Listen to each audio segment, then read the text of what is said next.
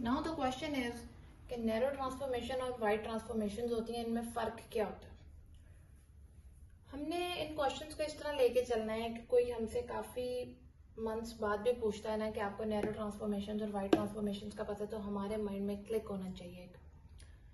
Narrow transformation वो होती हैं जिनमें आपका जो कंप्यूट डेटा होता है वो सिंगल पार्टीशन पे चलता है, ये एक ही पार्टीशन के अंदर वर्क करता है, ट्रांसफॉर्मेशंस इनकी वर्क करती हैं। और जो वाइड ट्रांसफॉर्मेशंस होती हैं, इसकी पार्टीशंस, इसका कंप्यूट डेटा मेनी पार्टीशंस पे चलता है। नैरो ट्रांसफॉर्मेशन में कोई भी डेटा मूवमेंट पार्टीशंस के दरमियान नहीं होती जब भी हमने एग्जीक्यूट करनी है नैरो ट्रांसफॉर्मेशंस।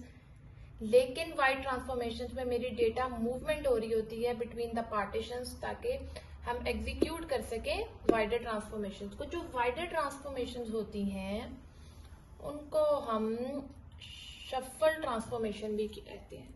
क्यों कहते हैं कि इसमें आपका डेटा शफल होता रहता है डिफरेंट पार्टीशंस के बीच में। जैसे इसके लिए हम लोग यूज करते हैं वाइड ट्रांसफॉर्मेशंस के लिए जॉइंस को और एग्रीगेट्स को, लेकिन नैरो ट्रांसफॉर्मेशन के लिए हम यूज करते हैं फिल्टर को और यूनियन को। अब मैं एक एग्जांपल लेती हूँ। मैं कहती हूँ कि मेरी एक पार्टीशन है, इसके ऊपर मैंने ट्रांसफॉर्मेशन करनी थी, फिर दूसरी पार्टीशन है उस पर ट्रांसफॉर्मेशन की, फिर तीसरी पार्टीशन है उस पर ट्रांसफॉर्मेशन की। ये एक इंडिविजुअली यूं चलेगा, ये दूसरी पार्टीशन में नहीं जाएगा। सही है।